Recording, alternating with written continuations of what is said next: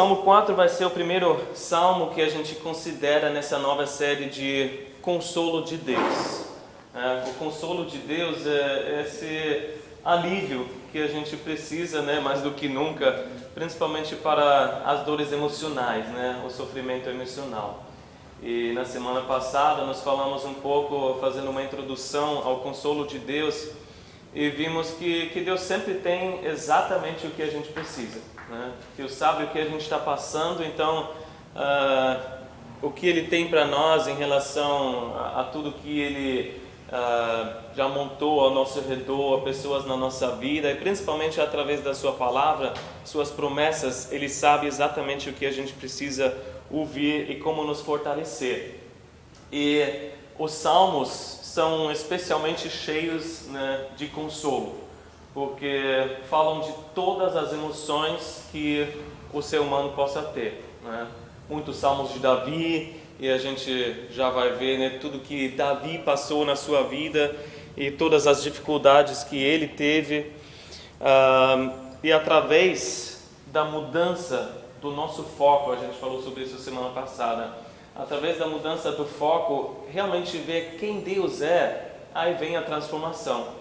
É sempre nos Salmos, você vê, começa de um jeito e termina de outro, porque Deus transforma as nossas vidas, dando consolo para nós. Aí o choro se torna em alegria, e a gente tem um sorriso nos nossos lábios, a tristeza é transformada, a ansiedade é transformada em confiança, e é isso que a gente precisa. Então vamos ver o Salmo 4, vamos ler um versículo de cada vez. E a gente vê primeiro Davi clamando a Deus. E esse salmo é de Davi, como eu disse, para o mestre de música com instrumentos de cordas, um salmo davídico. Então eles cantavam realmente esses salmos. E ele diz, versículo 1, responde-me quando clamo, ó Deus, que me fazes justiça.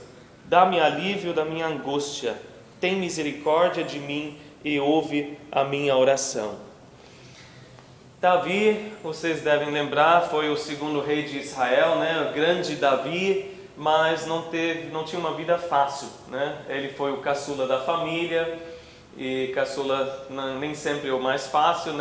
Ele parece que foi, na maioria das vezes, esquecido, meio esquecido pela família, principalmente quando Samuel veio para chamar todos os filhos do pai dele, ele nem chamou Davi.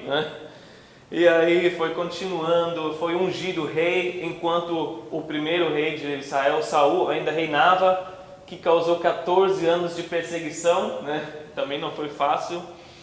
E depois teve vários problemas com seus filhos, até por causa do próprio pecado dele, de certa forma, a própria culpa dele com o pecado com Batseba. E aí, para o final, o seu filho Absalão se revoltou contra ele, tomou o trono, conseguiu tirar Davi do trono, e ele teve que fugir outra vez. Então, com certeza, Davi é um dos caras que tinha bastante razão para pedir a Deus, para precisar de consolo, porque ele passou por tantas coisas difíceis. E o que ele faz na sua angústia? O que a gente vê aqui, na angústia que ele tem. Será que ele se fecha, ele se isola, ele culpa as outras pessoas, porque eu nasci assim, assado, porque o meu pai fez aquilo, ou as circunstâncias? Não culpa nem a Deus, mas ele clama a Deus. Ele se humilha e clama ao Senhor, porque ele sabia que só Deus podia ajudar. E o que você faz nas suas ansiedades, nas suas preocupações? Você tem esse costume, você em primeiro lugar olha para qualquer outra coisa, como que eu vou resolver isso? Ou em primeiro lugar você vai para Deus e clame a Ele? Quanto mais a gente fica esperando, guardando essa ansiedade dentro de nós, mais a gente fica paralisado, não é? Então, quanto mais antes a gente clama, melhor. E a gente vê que ele também esperava uma resposta, Responde-me. E a experiência de todos nós cristãos deveria ser essa de ter orações respondidas. Todos nós já tivemos orações respondidas, mas talvez você nem lembra exatamente quando foi a última vez. Mas deveria ser uma experiência mais constante na nossa vida, né? Que a gente ora e Deus responde às nossas orações. Mas para ter uma resposta, a gente precisa clamar, né? Essa é a promessa que Jesus nos deu também. Peçam e lhes será dado, busquem e encontrarão, né? Batam e a porta lhes será aberta. Então, meu encorajamento para vocês é tornar o pedir num costume, né? Num hábito que a gente tem. E uma boa dica que eu vi uma vez é você tornar todas as reclamações, murmurações, todas as preocupações em oração. Então, ao invés de murmurar para si mesmo, né? Isso de novo, né? Caramba, né? Ou falar para as pessoas ao seu lado, né? Você torna isso em primeiro lugar em oração, né? Provavelmente até vai ser resolvido e você não vai se preocupar mais com essa questão. E quando Davi orou e pediu, ele recebeu alívio, né? Dá-me alívio, outras versões dizem, Deus me deu alívio na minha angústia. Ele precisava desse alívio, literalmente quer dizer, dá-me largueza, né? Então, dá-me um espaço largo, porque o nosso coração fica apertado, né? Na hora da angústia. E aí o coração dele ficou tranquilo, ficou largo, né? Me dá largueza. Porque Deus é o nosso Pai, a gente nunca está sozinho, né? A gente pode receber esse alívio. E se Deus não muda a circunstância por alguma razão, Ele vai nos dar alívio, Ele vai nos dar força para continuar. Talvez vocês se lembrem de Paulo, né? Em 2 Coríntios ele fala de um problema que ele teve, que ele clamou 3 vezes para Deus tirar, o espinho da carne, né? Que certamente foi algo muito desagradável, porque tanto fisicamente como espiritualmente, eu acredito foi algo difícil. Ele fala, um mensageiro de Satanás veio para me atormentar. Então ninguém escolhe uma coisa dessa e com certeza clama 3 vezes, 1000 vezes para tirar uma coisa dessa. Mas Deus não tirou, né? Ele clamou, e Deus não tirou isso deles. Ao invés disso, o que Deus falou em 2 Coríntios? Ele falou, a minha graça é suficiente para você. E a minha força, o meu poder se aperfeiçoa na fraqueza. 2 Coríntios 12, 9. Então, só a graça de Deus foi suficiente para ele, né? Ele podendo experimentar o poder, a força de Deus na sua fraqueza. Esse foi o alívio que ele recebeu. Ele podia até falar, eu vou me regozijar nas minhas fraquezas. Que doideira, né? A gente não quer ser fraco, a gente quer ser forte, a gente quer ser, né, com a cara assim bem firme contra todas as adversidades. Mas se a gente admitir, a gente acaba, né, até enfraquecendo diante de tanta coisa que está acontecendo. Mas Paulo entendeu que não dependia mais dele, né, da força dele, mas dependia de Deus. Que ele podia viver com a força de Deus e não precisava mais só depender, né, das coisas limitadas que ele tinha. Então ele decidiu colocar toda a confiança nessa graça que Deus está oferecendo. E ele se alegrou com o que Deus estava fazendo, apesar da falta que ele tinha. Falta isso, falta aquilo, eu não tenho força, eu não consigo avançar. Mas ele falou, eu vou me alegrar com aquilo que Deus está fazendo. E aí ele chegou na conclusão, quando eu sou fraco, é que sou forte. Porque Deus age através de mim, e esse é o consolo que eu tenho. Davi também pediu a mesma coisa, né? Tem misericórdia de mim. Aqui pode ser traduzido também por seja gracioso, né, comigo. Então ele pediu graça. Ele sabia que ele precisava dessa graça de Deus. E que a gente também possa se lançar totalmente na graça de Deus, né? Confiar que esse é o consolo que Deus tem para nós. E quando a gente não tem forças, que Deus vem suprir essas forças e dar as suas forças para nós.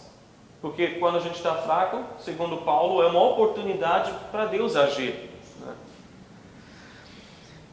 Ele, antes de ir para o segundo versículo, ele também reconheceu quem Deus era logo de início, né? Ó Deus que me fazes justiça. Com certeza Deus é o Deus que faz justiça no mundo, né? Mais cedo ou mais tarde, cada um, né, vai receber o que merece. Se a gente está em Jesus, Jesus já recebeu o que a gente merece, que é a nossa punição. Mas as outras pessoas que falam, não, eu comigo mesmo, né, por minha conta, eu consigo, vão ter o que merecem. Deus faz justiça nesse mundo injusto. Mas todos nós já reparamos que certas situações não mudam, né? A gente olha para o mundo e quanta injustiça ainda permanece. E às vezes nos atinge pessoalmente e a gente fala, mas como que pode, né? Onde está Deus nessa situação? Guerras, né? Problemas econômicos, tanta injustiça, corrupção, né? E a gente acaba sofrendo por causa disso. Então, não é exatamente isso que Davi estava pensando. Literalmente, ele fala, ó Deus da minha justiça. E aqui também fala que me fazes justiça. A justiça tem muito mais a ver comigo, porque eu sou injusto, né? Eu nasci como uma pessoa injusta. Nós somos injustos. Aliás, Paulo fala em Romanos 3 que não há nenhum justo sequer. Todos se desviaram, tornaram-se juntamente inúteis. Não há ninguém que faça o bem, não há nenhum sequer. Não importa o que a gente faz, né, por nós mesmos, a gente não consegue se tornar aceitável diante de Deus, né? As pessoas tentam através de boas obras, né? Eu vou fazer bem para o meu próximo, não vou fazer mal para ninguém e Deus vai me aceitar, não é? Mas não é assim, porque Deus fala, você, tudo que você pode oferecer, a sua justiça, Deus fala, é como trapos imundos, é como me oferecer aquele pano que você pisou, né? Depois de sujar os seus pés todos. Não é isso que vai tornar a gente aceitável diante de Deus. E é por isso que Jesus teve que morrer, né? É por isso que o justo morreu pelos injustos. Por isso que Ele pagou o preço dos nossos pecados. Para que a gente, através da fé, nesse sacrifício, pudesse receber a justiça de Deus. Então é Deus que me faz justo. É Deus da minha justiça. E Davi já entendeu isso porque ele já olhava para o Messias, né, que viria lá na frente. No versículo 2 agora, Davi fala para os homens, fala aos homens que estavam atormentando ele. Versículo 2: até quando vocês, ó poderosos, ultrajarão a minha honra? Até quando estarão amando ilusões e buscando mentiras? Então eram esses poderosos, né, pessoas com influência, que começaram uma campanha de difamação, né, lançando insultos, julgando a reputação do rei Davi na lama, né, pessoas que provavelmente conseguiram até a confiança de certas pessoas, fazendo amizade, né, talvez entrando até nos círculos mais íntimos de Davi, né, os seus conselheiros e tudo mais. E Davi estava sofrendo com isso, e não tinham nada para apresentar que era verdadeiro, só tinham ilusões e mentiras, né? O que a gente mais vê hoje em dia, infelizmente, na política, todo mundo falando de bastante ilusões e mentiras, e as pessoas acreditavam nisso. Talvez você está sendo alvo de uma campanha assim, um ataque malicioso por pessoas que, por alguma razão, você nem sabe por que querem acabar com a tua reputação, né? Montam alguma coisa, mentiras e não sei o quê. E nesse caso, a gente precisa lembrar o quê?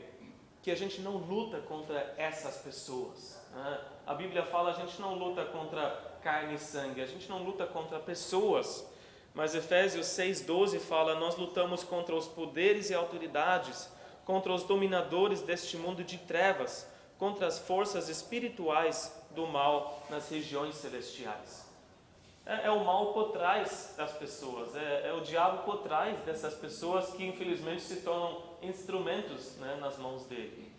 E se a gente percebe isso, a gente não luta mais contra essa mulher, esse homem ali, e a gente não luta mais com as armas naturais, né, que geralmente é pagar com a mesma moeda, né?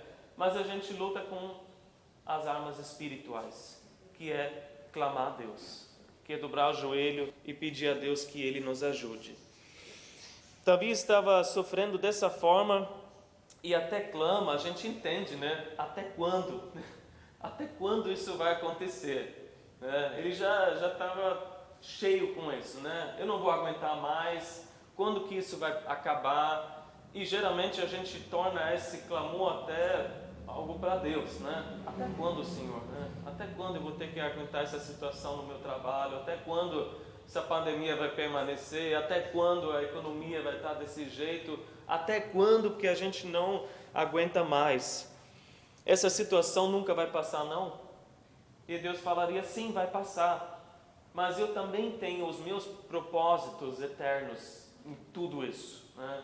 E quando os meus propósitos se cumprirem, aí essa tribulação vai passar. Não quer dizer que a gente não vai ter outra, né? Que a gente sempre vai sair de uma e de repente ficar com menos aí e entrar numa outra. Mas Deus tem algum propósito específico nessa tribulação que a gente está passando nesse momento. Romanos 5, versículo 3 e 4 diz: não só isso, mas também nos gloriamos nas tribulações, porque sabemos que a tribulação produz perseverança, a perseverança um caráter aprovado, e o caráter aprovado esperança.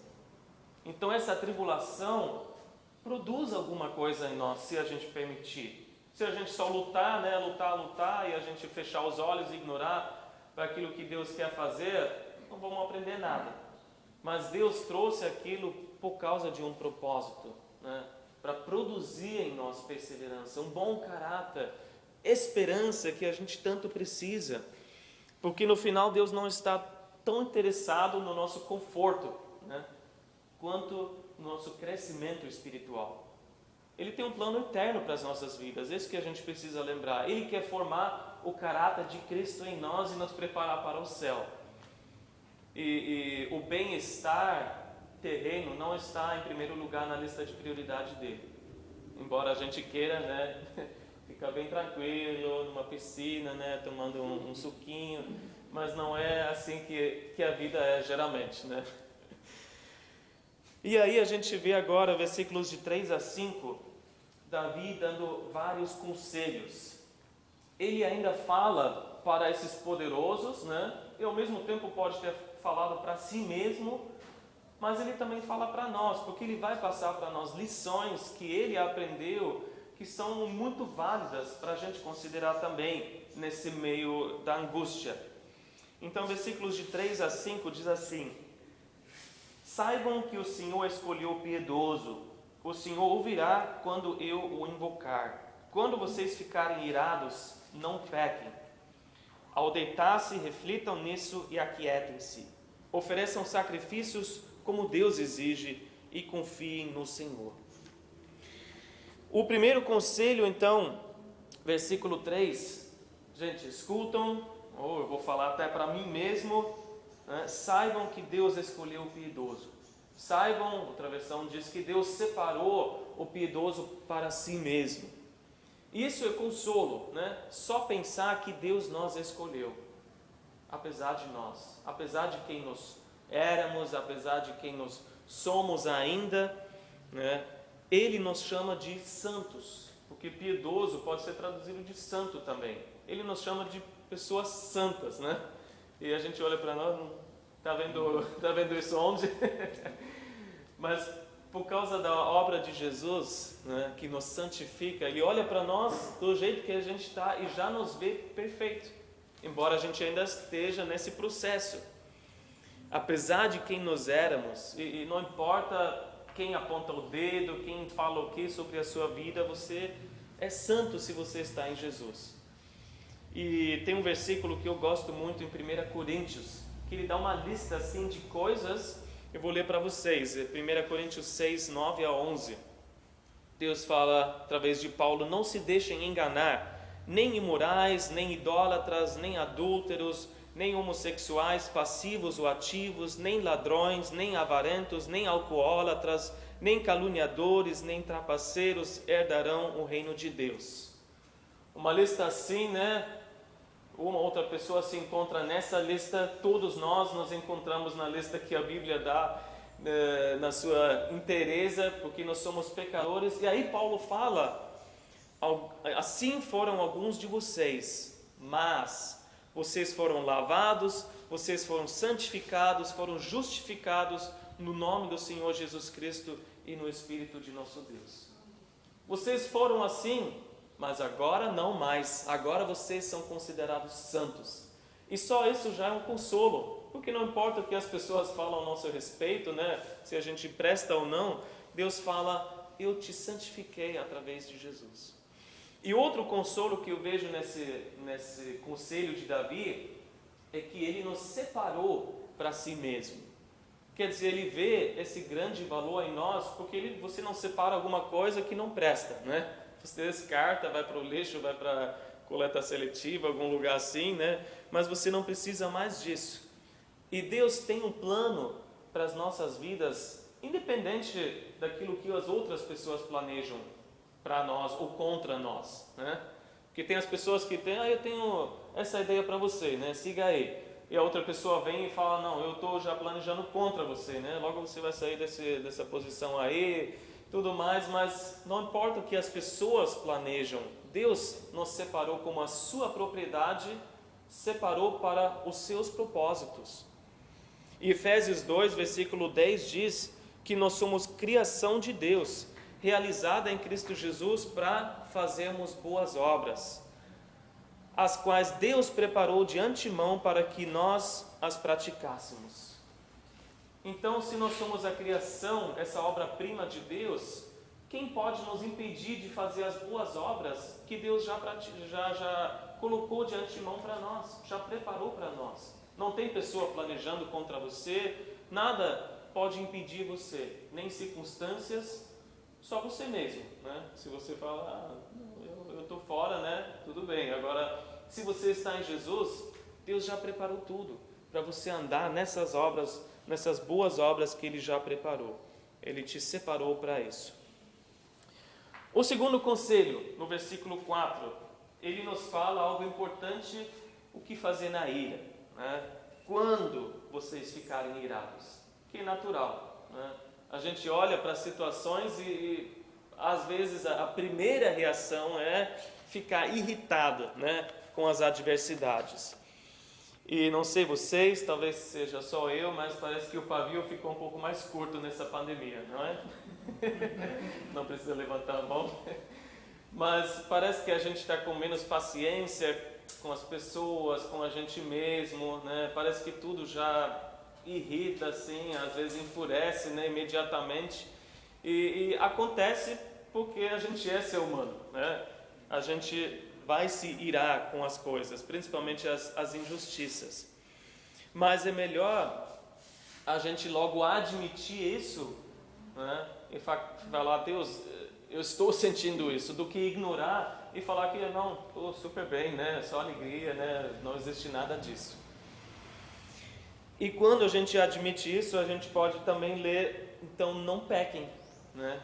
Cuidado, porque na hora da ira, não deixa a ira de forma descontrolada, né? Que nessa hora que a gente geralmente peca, nessa hora que sai alguma palavra que a gente se arrepende depois, que a gente faz alguma coisa que a gente fala: não deveria ter feito isso. É na hora da raiva.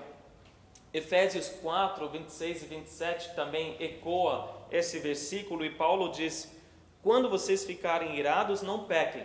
Nosso versículo aqui: apaziguem a sua ira antes que o sol se ponha e não deem lugar ao diabo. Então, antes, né, que alguma coisa pior possa acontecer, antes que, né, essa ira tome conta de você, resolva, né? Resolva esse problema. Lida com a ira antes que ela aumente, porque a ira vai apagar os sentimentos bons que você tem, vai tomar conta de você, e no final das contas sempre tem o diabo só esperando alguma oportunidade para entrar no seu coração, não entrar, mas colocar, né, na sua mente, né, mexer com os seus sentimentos e apagar as outras coisas bons que você tem. E Davi fala o que fazer nessa situação: refletir, né? Vamos reavaliar, vamos repensar, vamos parar para refletir antes que o sol se ponha, né? Pelo menos quando você se deitar, como ele diz aqui. Ao deitar-se, reflitam nisso. Literalmente ele falou, falam ao seu coração. Então, fala consigo mesmo. É assim que eu quero ser? Essa pessoa que eu quero me tornar? Gente, essas circunstâncias estão acontecendo, eu estou reagindo dessa forma, pessoas estão, de repente, chateadas por causa de mim, é essa pessoa que eu quero me tornar? É o fluxo do mundo que eu quero seguir mesmo? É isso que eu quero para a minha vida? E se isso continuar, onde vou estar daqui a um mês, daqui a um ano? Será que as pessoas que eu amo ainda vão estar ao meu lado se eu continuar daquele jeito? E a gente precisa da mesma forma ser honesto não só para a gente, mas com Deus também. E você novamente colocar o pedido diante de Deus e ser honesto. Deus, é isso que está me irritando nesse momento. Senhor, me ajude, me dá alívio e me transforma, porque eu não quero ser essa pessoa. E meditar então nas coisas do alto, meditar na palavra de Deus antes da gente se deitar e se aquietar. Aquietem-se. Então vamos ficar em silêncio um pouco, vamos ouvir o que Deus tem a dizer. Vamos poder ouvir Ele, ficar em silêncio e esperar a resposta dEle. E no Salmo 46, versículo 10, diz assim: aquietem-se, saibam que eu sou Deus. A gente precisa lembrar, pelo menos quando você deixa o dia passar, na sua frente, tudo o que aconteceu, que Deus continua sendo Deus. Você não é. Deus é Deus e a gente precisa se render a Ele e, se for preciso, para certas situações que a gente passou, e sempre é preciso, pedir desculpa, pedir perdão e pedir para Deus nos ajudar. O terceiro conselho, então, no versículo 5, ele falou de oferecer sacrifícios como Deus exige. E com certeza Davi conhecia todos os sacrifícios que Deus tinha estabelecido nesse sistema, mas Davi também sabia que animais não podiam remover o pecado, e a culpa. Podiam apenas cobrir até que o Messias viesse e com o sacrifício perfeito. Por isso ele falou no Salmo 51, versículos de 16 a 17, falando para Deus: não te deleitas em sacrifícios, nem te agradas em holocaustos, senão eu os traria. Os sacrifícios que agradam a Deus são um espírito quebrantado, um coração contrito. Um coração quebrantado e contrito, ó Deus, não desprezarás. Davi entendeu que são esses sacrifícios que Deus realmente exige, que deleitam Ele, com que Ele se agrada, Ele não vai desprezar. Então, ao invés de endurecer o nosso coração, de esfriar o nosso coração diante das tribulações, que essa é a tendência do mundo, e às vezes a gente sente isso no nosso coração, E a gente fala: o que está acontecendo, Eu não tenho mais essa sensibilidade, parece que não estou mais bem sintonizado com o coração de Deus, Eu preciso ter esse coração quebrantado e contrito, um coração arrependido, um coração humilde, um coração que se submete a Deus, que respeita, o que Deus já falou, e também reconhece que Deus dá graça aos humildes. Miqueias também falou isso no capítulo 6, versículo 8. O que Deus exige? Ele falou: Ele mostrou a você, ó homem, o que é bom e o que o Senhor exige. Pratique a justiça, ame a fidelidade e ande humildemente com o seu Deus. Aí está de novo, o coração humilde. É aquela pessoa que confia no Senhor, é humilde porque reconhece que tudo vem de Deus. Não vou passar por essa situação pela minha esperteza, meu conhecimento, meu poder, a minha força, por causa das pessoas que eu conheço, por nada, é só o Senhor que vai me ajudar. Eu vou me humilhar reconhecendo isso. Então esses são os conselhos que Davi nos dá. E chegando já ao final desse salmo, no versículo 6, ele fala algo que a gente ouve bastante, mas que nos traz de volta para aquilo que realmente dá consolo. Ele fala: muitos perguntam: quem nos fará desfrutar o bem? Faze, ó Senhor, resplandecer sobre nós a luz do teu rosto. Esse é o desejo de todos na oração, na hora da tribulação, né? Dias melhores. Quando que vai passar? Eu quero ver coisas melhores acontecendo. E se você perguntar para a maioria das pessoas no mundo, eles vão falar que o ano 2020 é perdido, né? Todo mundo, o que mais que espera é que passe logo esse ano, né? Vamos apagar esse ano nos calendários, na nossa vida, que o ano novo chegue logo, 2021, né? É esperança total, como se tudo tivesse diferente, né, em 2021. A vacina não vai chegar tão cedo assim, né? Que 2021 vai continuar com esse tipo de tribulação e com outras que a gente nem sabe ainda. Não é isso que vai resolver, né? E a esperança que está morrendo, a gente vê através dessa afirmação e o que a gente vê nas pessoas mesmo, né? Quem nos fará o bem? Quando que a gente vai ver alguma coisa boa? E quanto mais a gente ouve esse tipo de pensamento, mais a gente duvida também, não é? Se você só ouve isso, só vai piorar aqui, né? Olha, não tem mais esperança para esse país, para esse mundo, tudo mais. A gente até entra num modo depressivo, né? Porque se você ouvir, não vai ter mais coisa boa. Não, a gente precisa de esperança. Mas se a gente pensa, se tão somente as minhas circunstâncias fossem diferentes, eu poderia ser feliz. A gente está errado. A gente está entrando no grande erro, pensando que as circunstâncias precisam mudar para eu ficar feliz. Mas se a gente olha, quem nos fará desfrutar o bem? A questão não é as circunstâncias, é quem. A questão é que pessoa. Não é o prefeito, não é o presidente, né? Não é, sei lá, a ONU, vai saber, as ONGs por aí, pessoas que podem, de repente, até trazer mudanças para a sociedade. Não é nem a nossa família, nem o nosso cônjuge, né? É só Deus, em sua graça, que pode fazer isso. É somente Deus que nos faz viver o bem. É a sua graça, o favor não merecido, né? É o fato que Ele está feliz com a gente, está com um sorriso no rosto, Ele quer fazer o bem.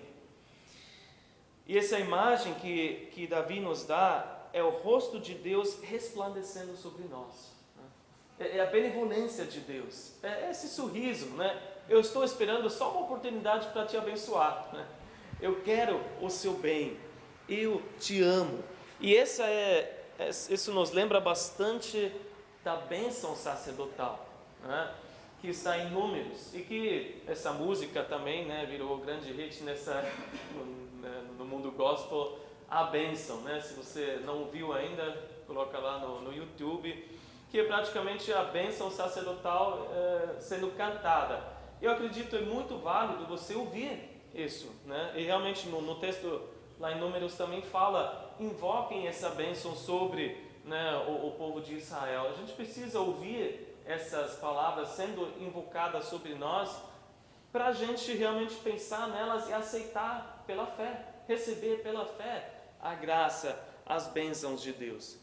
Lá em Números 6, 24 a 26 fala: o Senhor te abençoe e te guarde, o Senhor faça resplandecer o seu rosto sobre ti e te conceda graça, o Senhor volte para ti o seu rosto e te dê paz. Essa é a bênção de Deus, que a gente pode pronunciar, né, um sobre o outro, mas que Ele tem para nós. Então não são as circunstâncias, né, que vão fazer a gente feliz, é somente a bênção de Deus, e principalmente a bênção da presença de Deus. Que quando você olha para cima, você não tem um Deus zangado, né, tentando te apagar, mas um Deus com um sorriso no rosto que quer te abençoar. E a consequência dessa bênção a gente vê no versículo 7. Olha o que ele falou. Davi disse: encheste o meu coração de alegria, alegria maior do que daqueles que têm fartura de trigo e de vinho. A alegria que transborda encheu o coração de Davi. E eu creio que todos nós anseiamos por alegria de verdade, a alegria que transborda, não apenas uma alegria que o mundo dá, que a gente pode proporcionar para nós mesmos, uma alegria rasa, uma alegria passageira, tipo entretenimento de Netflix, né, Instagram e tudo mais, que é 10 minutos, 1 hora, 2 horas, que a gente se alegra um pouco, mas não é essa alegria, né, que a gente precisa. Deus quer nos dar a alegria do céu, né? E Deus quer encher o nosso coração de alegria de verdade. E que tamanho de alegria? É igual àqueles que têm fartura de tudo? Será que é igual a isso? E se a gente pensar, talvez a gente tenha até desejado algo parecido, porque a quarentena que a gente passou nesse ano só foi algo, em aspas, mais agradável para a classe alta e média, né? Porque a classe baixa não tinha nem espaço, né? Falta de tudo. E talvez você tenha até desejado nesses momentos um aumento de salário, né? Um pouco mais de recursos, não só para poder passar por essa dificuldade, mas até para, em aspas, vamos dizer, curtir de certa forma esse tempo que você estava confinado em casa, né? Talvez trabalhar nem tanto, fazer um churrasco todo fim de semana, né? Talvez ficar assim de boa. Assim teria sido mais agradável esse tempo, mas para a maioria foi difícil, né? Mas não é tamanho de alegria igual àqueles que têm tudo, que têm fatura, que até sobra. É alegria maior do que aqueles que têm fatura de tudo. Então não é a falta que a gente tem das coisas, dos recursos que, né, vai nos fazer feliz e cheio de alegria. É independente da falta, é independente das circunstâncias inconstantes. Não é aquilo que a gente tem ou não tem. E principalmente a falta de dinheiro causa bastante ansiedade, né? Porque as contas vêm e você vai fazer o quê? Não tem nem meio de aumentar a tua renda por causa, né, do problema que todo mundo está passando. Mas Davi falaria: esquece tudo isso, a tua alegria pode ser maior do que aqueles que estão de boa, porque a tua alegria está em Deus. Deus é a tua alegria, Ele é constante, Ele não muda. Você pode receber a alegria celestial dEle no teu coração. E a Bíblia fala: a alegria do Senhor é a nossa força. E terminando agora esse salmo, Davi fala de uma promessa especial. Ele fala: em paz me deito e logo adormeço, pois só Tu, Senhor, me fazes viver em segurança. Com certeza a pandemia trouxe vários distúrbios, né? Alguns têm insônia, né? Preocupação aumentada, né?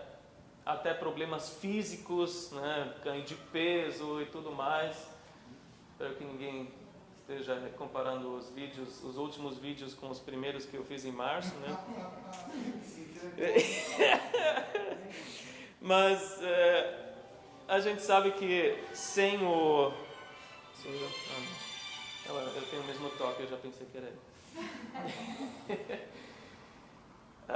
Se a gente não tem um sono saudável, né, logo a gente vai ter problemas físicos e emocionais que a gente não queria por causa da falta de um sono bom. E quem não deseja aquilo que Deus promete aqui para nós? Deitar em paz. Você, né, bater a cabeça no travesseiro e estar em paz, sem ansiedade, sem preocupação, sem pensar naquilo e como resolver isso. E logo adormecer. Tem naturalmente alguns que dormem mais rápido que outros, né? Mas a pandemia até causou muita gente virando como se fosse coxinha, né? Para lá e para cá, e não consegue dormir, acorda à noite, né? No meio da madrugada. Isso acontece. E Deus quer nos dar essa promessa. Nós podemos ter essa paz, esse bom sono. Por quê? Porque só Deus nos dá segurança. Segurança tanto no corpo, né, na alma e no espírito. Só Deus nos protege contra as doenças, né, fisicamente, qualquer coisa, inclusive esse vírus, né? A gente está tendo todas essas medidas, mas no final 1% que você não consegue fazer, a gente depende de Deus. Ele pode nos dar a mente sã, a mente realmente focada nas coisas importantes, com as prioridades certas. Ele pode nos dar um equilíbrio emocional, para a gente não ficar numa montanha russa, um dia está bom, outro dia está lá no poço. E Ele nos protege contra os ataques do maligno. É praticamente ter um coração como Jesus teve. Que você se lembra, um certo dia ele estava no barco com os discípulos e ele estava roncando, ele estava dormindo. Sono profundo, tranquilo, no meio da tempestade, Os discípulos, achando que todo mundo vai morrer aqui, acordaram Jesus falando o quê? Não te importas que nós estamos morrendo? Não te importas que morramos? Com outras palavras, Jesus, você não quer o nosso bem? A gente está duvidando, porque passando por isso, e o Senhor dormindo daquele jeito, o que Jesus fez? Ele repreendeu o vento e o mar e se fez completa bonança. Isso que Deus pode fazer com uma palavra na nossa vida. Se Ele decidir, agora mesmo acabou essa preocupação que você tem. Ele ainda falou, por que vocês estão com tanto medo? Ainda não tem fé? Então que a gente possa ter fé nas promessas de Deus, que a gente possa ter fé nessa palavra que nós lemos hoje, para que a gente possa receber o consolo de Deus, que nos traz a alegria e a paz que a gente precisa. Amém? Vamos orar. Senhor Deus, obrigado pela Tua palavra e pelas Tuas promessas. Obrigado, Senhor, por nos trazer aqui para ouvir essa palavra, porque Tu sabes o que cada um de nós está passando. E Tu sabes, Senhor, o que a gente precisa ouvir e o que a gente precisa receber para que o nosso coração se encha, Senhor, de alegria e de paz. Nós precisamos do Teu consolo. Nós ficamos irritados, Senhor, irados às vezes com as situações, nós ficamos, Senhor, sem saber o que fazer, mas Tu nos lembras, Senhor, que a primeira e a coisa mais importante é se voltar para Ti, é clamar a Ti, porque certamente a resposta virá para as nossas vidas. Obrigado que Tu és fiel, que Tu és o mesmo sempre, Senhor, que Tu és a rocha em que a gente pode ter a nossa segurança. Não são as circunstâncias que vão nos trazer felicidade, mas é o Senhor. Tu és a nossa alegria. Tu também, Senhor, és a nossa salvação, a nossa esperança, o nosso futuro. E nós queremos que esse ano, Senhor, ainda e o ano que vem, Senhor, o Senhor vai fazer grandes coisas na nossa vida, Senhor, em nós como comunidade, nesse país, Senhor. Nós queremos em Ti e que Tu tens poder infinito e que Tu és gracioso e queres o nosso bem. Obrigado, Senhor. Abençoe cada um de nós, Senhor, que a gente possa ter essa mudança de foco a cada dia, essa semana, que o nosso rosto se volta para Ti, vendo que o Teu rosto está resplandecendo sobre nós, e que a gente possa viver essa alegria, essa paz a cada dia, Senhor, e transmitir isso também para outras pessoas no nosso trabalho, nossa casa, Senhor, que a gente possa fazer a diferença e ser, Senhor, realmente as pessoas que carregam a Tua esperança e que carregam essa mensagem. Obrigado, Senhor, em nome de Jesus. Amém. Amém, gente. Que Deus abençoe vocês. Espero que Deus tenha falado na sua realidade e a gente vai se ver